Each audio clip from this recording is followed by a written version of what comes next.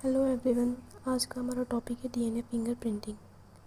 तो DNA fingerprinting समझने और पढ़ने से पहले हमें इसका अगर एप्लीकेशन देख लें तो हमें ज़्यादा अच्छे से ये बात समझ में आएगी। तो डीएनए फिंगरप्रिंटिंग का एक टेक्निक है जिसका हम यूज़ करते हैं स्पेशली मर्डरर्स का पता लगाने के लिए। मान लीजिए किसी ने किसी का खून कर दिया, मर्डर कर दिया, तो अगर हमें वहाँ से कोई ब्लड मिला, ड्रॉप मिला, एक तो जिसका मर्डर हुआ है उसका, एक किसी और का मिला है और हमें कुछ लोगों पे शक है, तो हम उस ब्लड के ड्रॉप से ये पता लगा सकते हैं कि हाँ सही में किसने मर्डर किया है, कौन असली मर्डरर है। डीएनए फिंगरप्रिंटिंग इसलिए भी यूज़ की जाती है कभी कभी पैटर्निटी टेस्ट करने के लिए भी, कि मान लीजिए जैसे कि हमने मूवीज़ वगैरह में देखा है कि कोई अगर बोल रहा है कि नहीं ये मेरा बच्चा नहीं है, तो उसका पैटर्निटी टेस्ट करने के लिए कि हाँ उसी का बच्चा है, इसके लिए भी हम डीएनए फिंगरप्रिंटिंग का यूज़ करते हैं। तो डीएनए फिंगरप्रिंटिंग का हम यूज़ करते हैं, तो अब इसकी टेक्निक क्या होती है, कैसे सारी बातें होती हैं, उससे पहले टेक्निक तो इसकी बिल्कुल आसान है, 2 मिनट में हो जाएगी टेक्निक। उससे पहले हमें डीएनए के बारे में कुछ बातें समझनी होंगी जो हमारी डीएनए फिंगरप्रिंटिंग के बेसिस है। तो देखिए क्या होता है। मान लीजिए ये हमारा डीएनए है, मान लीजिए हमारा डीएनए है, तो इसको सिंप्लीफाई करके हम ऐसे बना रहे हैं, ठीक। तो हमारे डीएनए में 2 पार्ट्स होते हैं।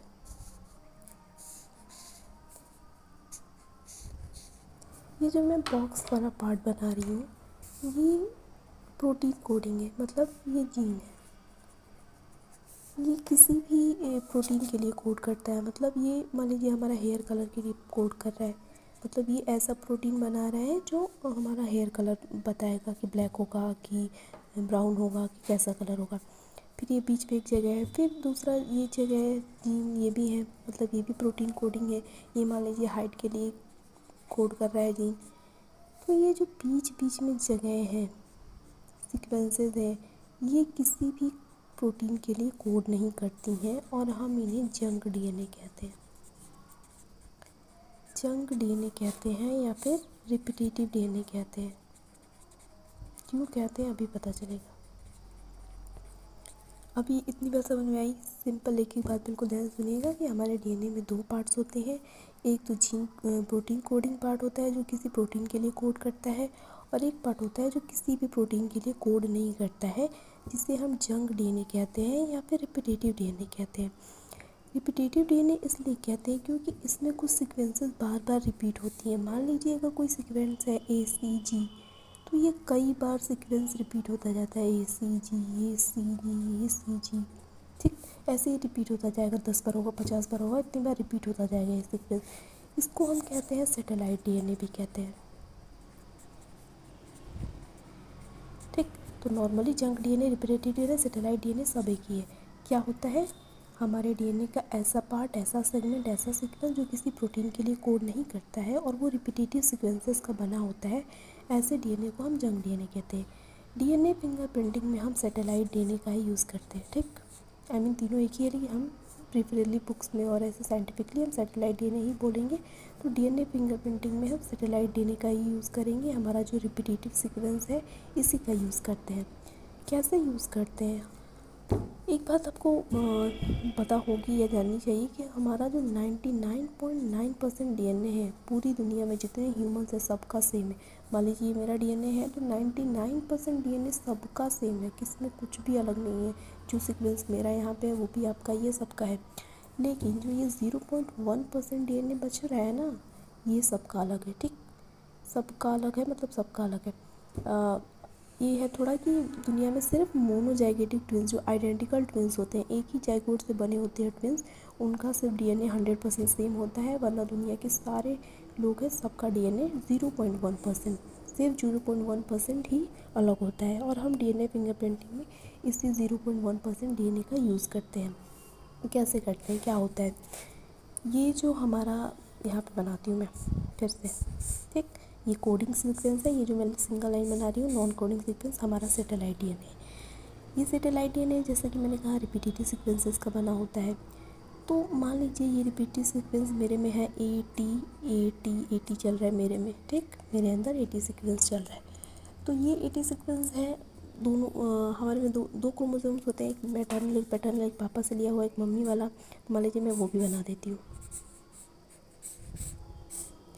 तो ये समझ लीजिए मेरा क्रोमोसोम नंबर 2 की बात कर रही हूँ। दो क्रोमोसोम नंबर 2 की 2 कॉपी होंगी, सारे क्रोमोसोम्स की कॉपी होती है, पेयर्ड होते हैं 23 पेयर।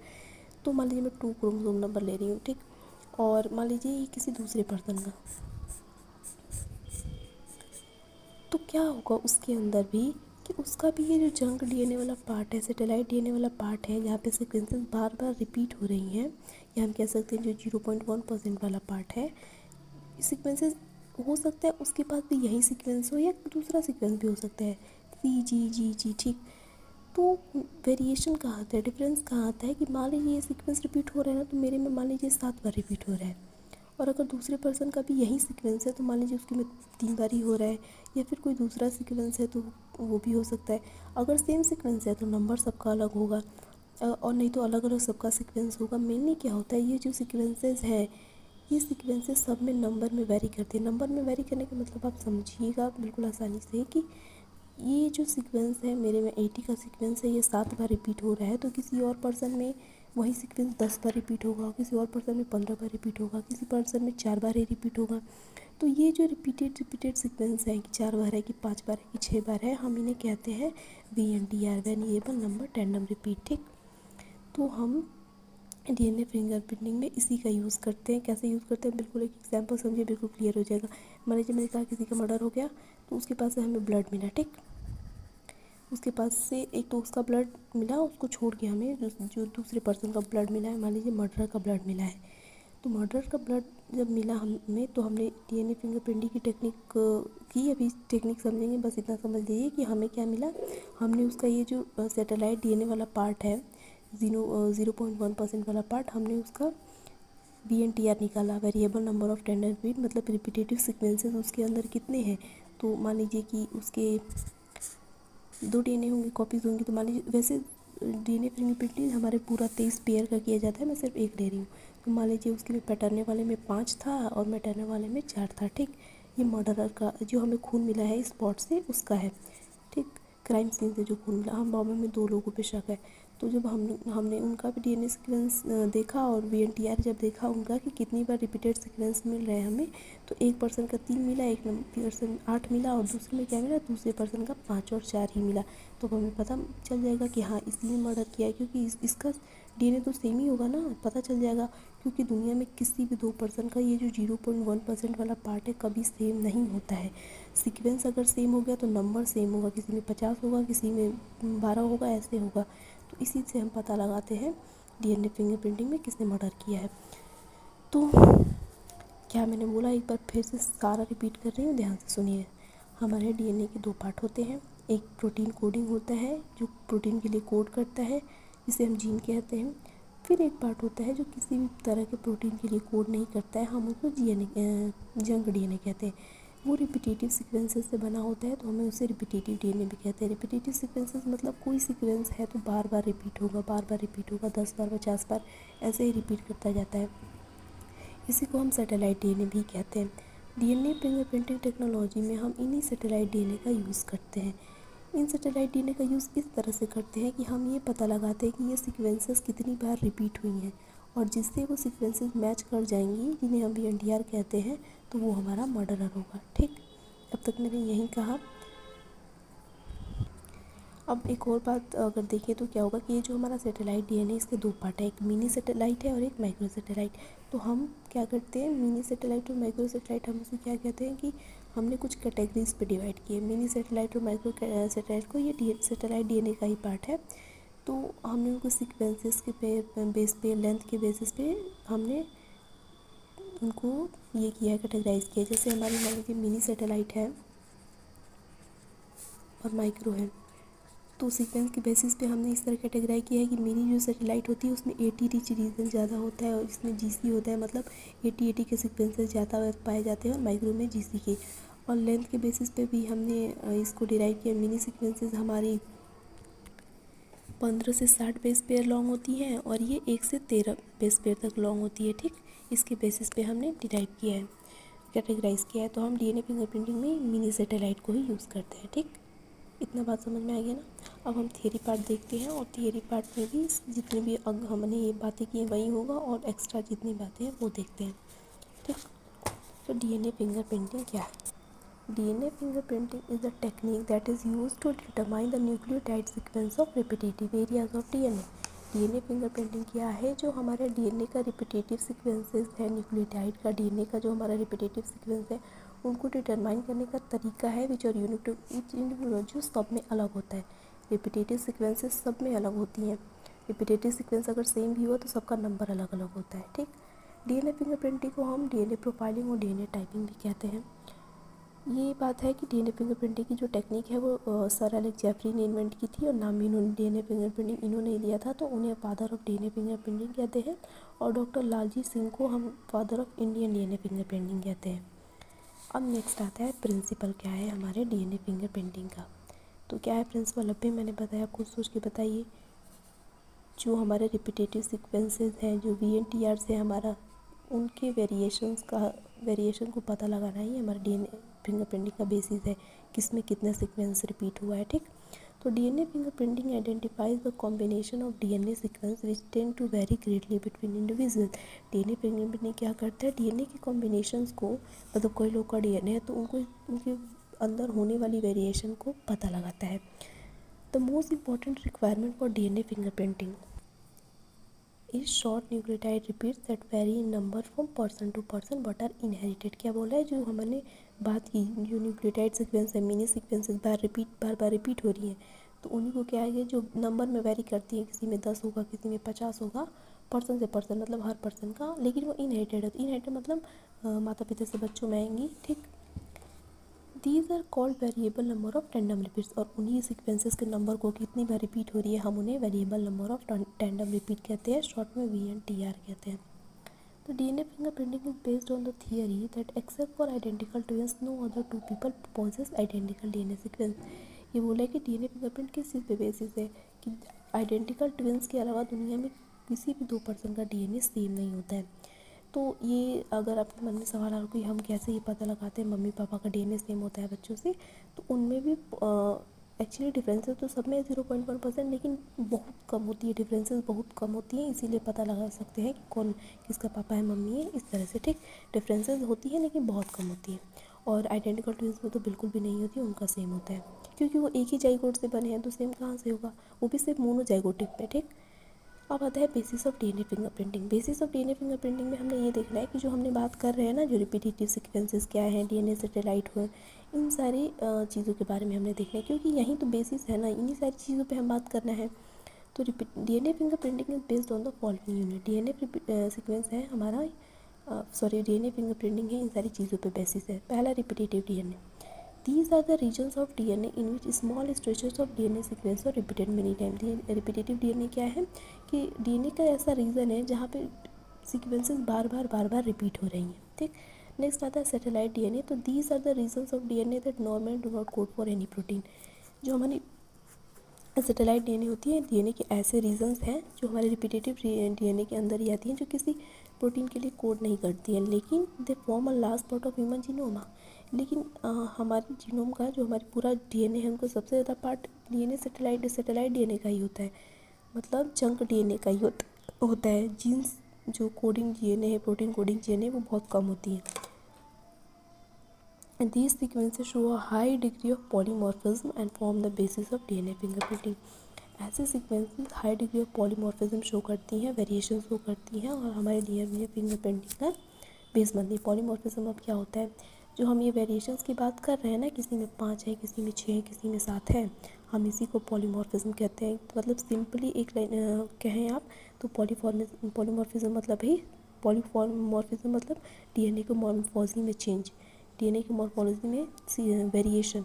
तो हम जो ये वेरिएशन की बात कर रहे हैं उन्हीं को हम पॉलीमॉर्फिज्म कहते हैं।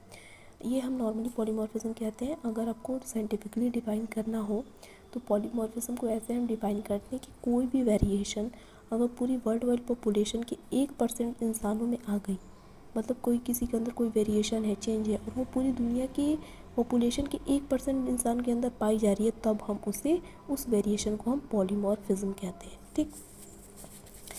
नेक्स्ट है हमारा पॉलीमॉर्फिज्म। तो पॉलीमॉर्फिज्म क्या होता है? It refers to the variation at the genetic level that arise due to mutation. Polymorphism को क्या कहते हैं हम? जेनेटिक लेवल के वेरिएशन को हम पॉलीमॉर्फिज्म कहते हैं और ये म्यूटेशन की वजह से होता है। ठीक, DNA polymorphism plays a crucial role in evolution and speciation.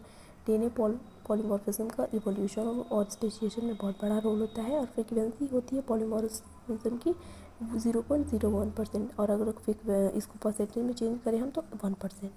अब आ गया हमारा variable number of random repeats, जिसे हम VNTR कहते हैं। क्या कहते हैं VNTR? एक बार आपको रिवाइज कीजिए, क्या होता है VNTR? जो हमारे रिपीटेटिव सीक्वेंसेस का नंबर है उन्हीं को VNTR कहते हैं। तो VNTR belongs to the class of DNA refer to as mini satellite. ये वैसे हमारा जो VNTR होता है वो मिनी सेटेलाइट और माइक्रो सेटेलाइट दोनों के अंदर आता है, लेकिन अगर आप 12th की NCERT देखेंगे या फिर कुछ और भी बुक्स देती है तो वो मिनी सेटेलाइट्स को ही मानती है कि VNTR में आता है। ठीक, VNTR shows a high degree of polymorphism. VNTR के अंदर के ही हमारे जो पॉलीमॉर्फिज्म है, वेरिएशन है, वही शो होता है कितना नंबर है उसी से पता करते हैं हम। A small DNA sequence is arranged randomly in many copy number. The copy number varies from chromosome to chromosome in an individual. As a result the size of VNTR varies from 0.1 to 20 KB। ये बोल रहा है जो VNTR है AGCG, मान लीजिए आप मान लीजिए कोई सीक्वेंस है ACC AGGC। ठीक, तो ये सीक्वेंस है ना, तो हमारा ये सीक्वेंस 10 बार रिपीट हो गया। तो 10 बार रिपीट हो गया तो हम इसका कॉपी नंबर कहेंगे कि इसका कॉपी नंबर 10 बार है, क्योंकि ये 10 बार कॉपी बना रहा है, 10 बार रिपीट हो रहा है, तो हम इसको कह देंगे इसका 10 कॉपी नंबर है। तो ये यहाँ पे यही बोल रहा है कि the small DNA sequences arrange randomly in many copy number मतलब कई सारे कॉपी नंबर में अरेंज होता है। और वो जो कॉपी नंबर है ना, ये सारे क्रोमोसोम में अलग अलग होता है। मतलब हमारे पास 23 पेयर है क्रोमोसोम्स के, तो क्रोमोसोम नंबर 1 पे, क्रोमोसोम नंबर 2 पे सब अलग अलग होगा। मान लीजिए यहाँ पे 7 है, यहाँ पे 9 है, यहाँ पे 6 है, तो यहाँ पे 5 है, ऐसे होगा। ठीक, अब माइक्रो सेटेलाइट क्या होती है कि these are the repetitive DNA sequences using several base pair in length compose of non coding DNA and not part of gene. ये रिपीटेटिव DNA सीक्वेंसेस होती है, ये हमारे DNA सेटेलाइट का ही पार्ट होती है, हमने बात की है इसकी, और ये 1 से 6 बेस पेयर तक रिपीट करती हैं। अब नेक्स्ट अब हमारा आता है process of DNA fingerprinting. Process of DNA fingerprinting समझने के लिए आप फिर से वो केस कंसीडर कीजिए मर्डरर वाला, कि यहाँ पे किसी का मर्डर हो गया, हमें खून मिला। अच्छा, खून मिला मैं बार बार एग्जांपल के लिए बोली, हम सलाइवा से भी पता कर सकते हैं, हेयर फॉलिकल से भी पता कर सकते हैं DNA, लेकिन ब्लड इजी रहता है क्योंकि नॉर्मल ब्लड मिल ही जाता है स्पॉट से। तो हम क्या करेंगे, सबसे पहले हमें ब्लड मिला वहाँ से किसी का मर्डर का, तो हमें 2 लोगों पे शक है, तो उधर उसको बात छोड़िए, पहले ब्लड मिला हमें, तो अब हम क्या करेंगे, उस ब्लड से आइसोलेशन ऑफ DNA निकालेंगे।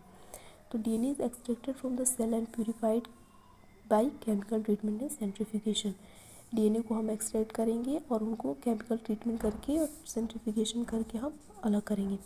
अब आइसोलेशन ऑफ DNA आपने रिकॉम्बिनेंट DNA टेक्नोलॉजी में पढ़ा है बिल्कुल कि कैसे हम DNA आइसोलेट करते हैं। ठीक, सारे हम DNA RNAs प्रोटीजेस लाइपेजेस का यूज़ करके प्रोटीन लिपिड्स और RNA को अलग कर देते हैं और हम DNA निकालते हैं। उसके बाद स्पूलिंग करते हैं हम, उसके बाद हम सेंट्रीफ्यूगेशन करते हैं।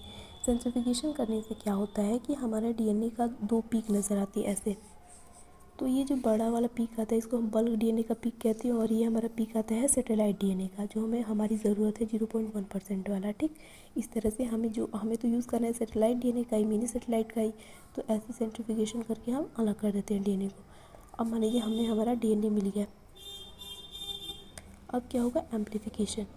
हमारा DNA मिल गया तो हम उसकी कई सारी कॉपीज़ बना लेंगे। ठीक, तो number of copies of extracted DNA are made by polymerase chain reaction. Polymerase chain reaction करके हम एम्प्लीफिकेशन कर लेंगे, कई सारी कॉपीज़ बना लेंगे, बिलियंस ऑफ कॉपीज़। अब नेक्स्ट आता है digestion of DNA by restriction and nucleus.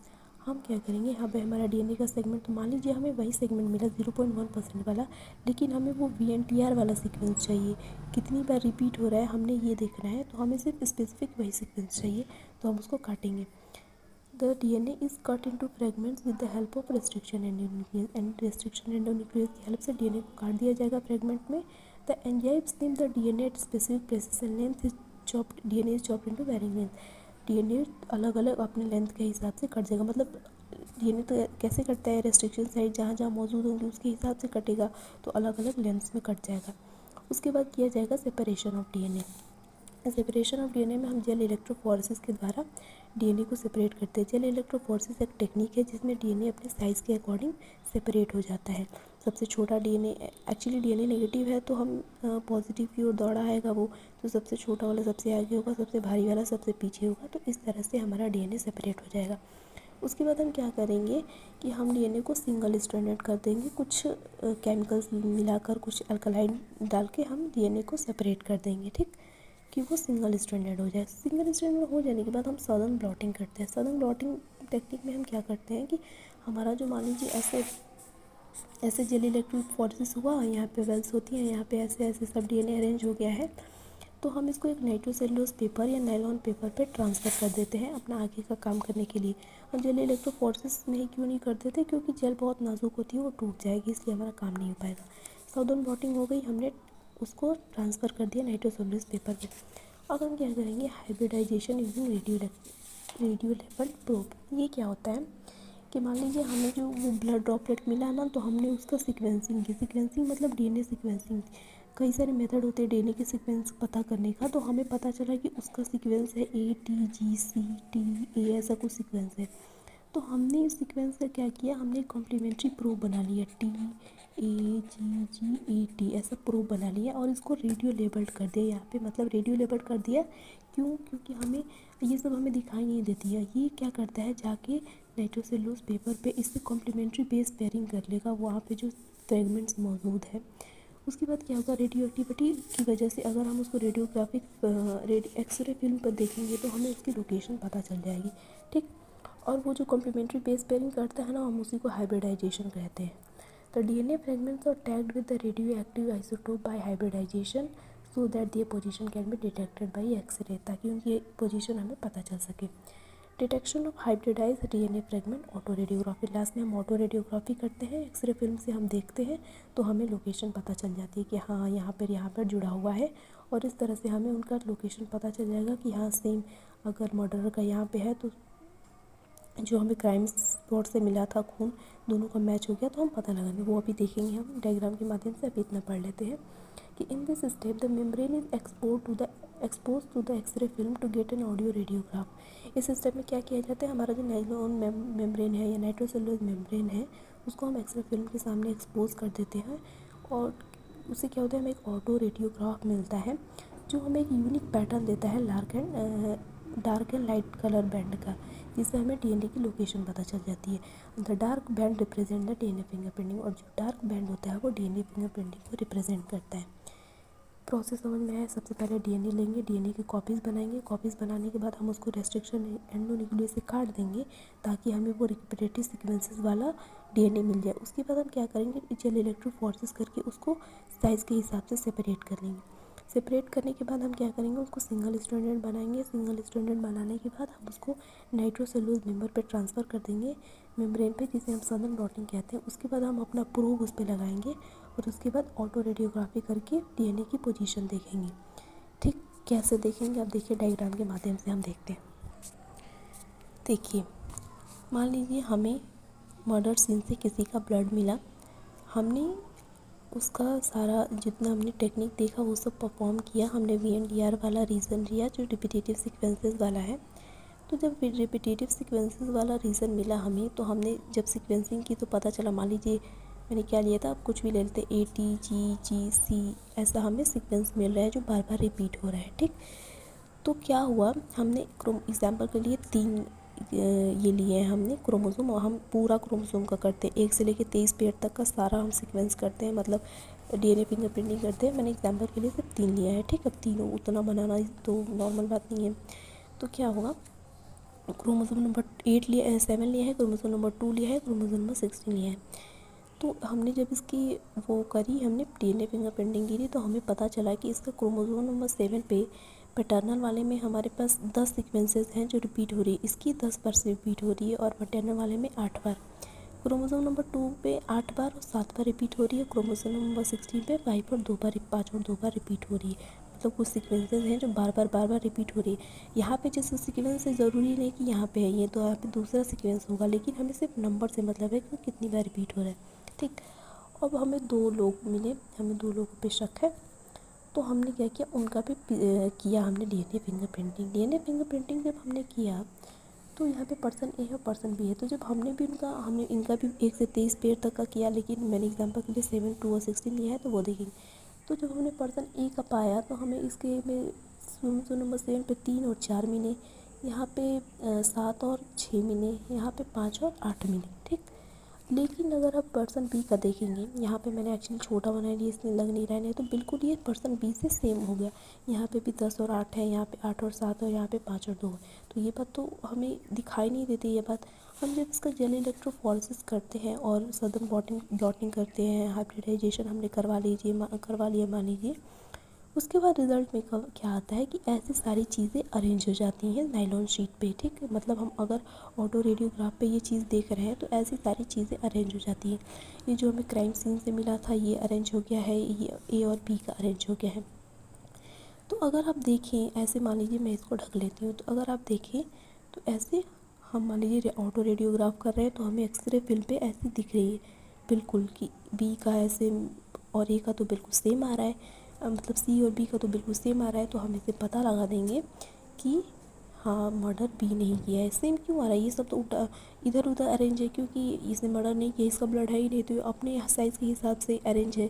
लेकिन बी नहीं मर्डर किया है, तो बी और बी का क्रोमोसोम तो मैच करेगा ही, तो उसी लेवल पे वो अरेंज हो जाएगा और इस तरह से हम पता लगा लेंगे कि हाँ मर्डर इसी ने किया है। ठीक, पूरा एक बार फिर से रिवाइज कर लें। डीएनए फिंगरप्रिंटिंग क्या है? डीएनए फिंगरप्रिंटिंग ऐसा मेथड है जिससे हम रिपीटेटिव सीक्वेंसेस के डीएनए को पता लगा सकते हैं। रिपीटेटिव सीक्वेंसेस क्या होती हैं? ऐसे डीएनए का ऐसे सीक्वेंसेस होती हैं जहाँ पे कोई सीक्वेंस बार बार रिपीट होता है। ऐसे सीक्वेंसेस का यूज़ हम डीएनए फिंगरप्रिंटिंग के लिए यूज़ करते हैं। वो सीक्वेंसेस क्या होती हैं कि वो सीक्वेंसेस सब में अलग अलग नंबर में मिलती है, मतलब किसी में 5 बार मिलेंगी, किसी में 2 बार मिलेंगी। तो उसी बेसिस पे हम उनको VNTR कहते हैं, variable number of random repeat. उसी बेसिस पे हम किसी का भी मर्डर का पता लगा सकते हैं, मर्डरर का पता लगा सकते हैं। हम क्या करते हैं, डीएनए फिंगरप्रिंटिंग की टेक्निक परफॉर्म करते हैं, उसके बाद हमें ऑटो रेडियोग्राफ पे ऐसी फाइनली रिज़ल्ट देखने को मिलता है और हम पता लगा लेते हैं। ठीक, ये तो हमारी डीएनए फिंगरप्रिंटिंग की सारी बातें हो गई। अब हम एप्लीकेशन देख लेते हैं डीएनए फिंगरप्रिंटिंग की। तो 2 एप्लीकेशन तो हमें पता ही है, एक तो मर्डर पता लगाने का, एक पैटर्नल टेस्ट करने का, पैटर्निटी टेस्ट करने का। कुछ और भी हैं, वो देख लेते हैं। पहला इंडिविजुअलिटी। इंडिविजुअलिटी मतलब है 2 लोगों को भी डिफ्रेंशिएट करने में हेल्प करेगा, है ना। सबका वेरिएशन अलग अलग है, सबका डीएनए तो पता चल जाएगा, मतलब 0.1% ये नहीं अलग है और सब सेम है। दूसरा है पैटर्निटी और मैटर्निटी डिस्प्यूट। मम्मी या पापा का पता लगाने के लिए it helps to find out the real genetic parent of offspring. जो रियल जेनेटिक पेरेंट है बच्चे का, उससे पता लग जाएगा। हेरिडिटरी डिजीज़ का पता लगाने के लिए अब हम जीन्स के बारे में देखेंगे तो उल्टा सीधा होगा, तो हमें पता चल जाएगा हाँ कि इसको कोई डिजीज़ है। It is use to identify genes connected with hereditary disease.